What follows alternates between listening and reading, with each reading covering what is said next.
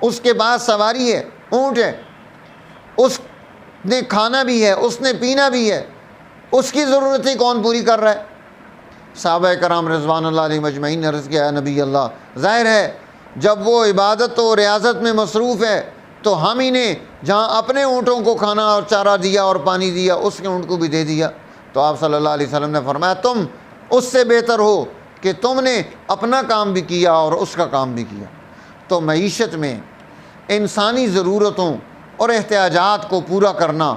ان کے مسائل کو حل کرنا، ان کے لیے درست حکمت عملی بنانا،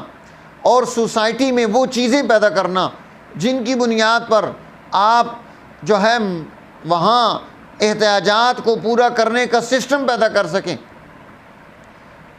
کہ یہاں پر ضرورت کیا ہے کہ اب ایک آدمی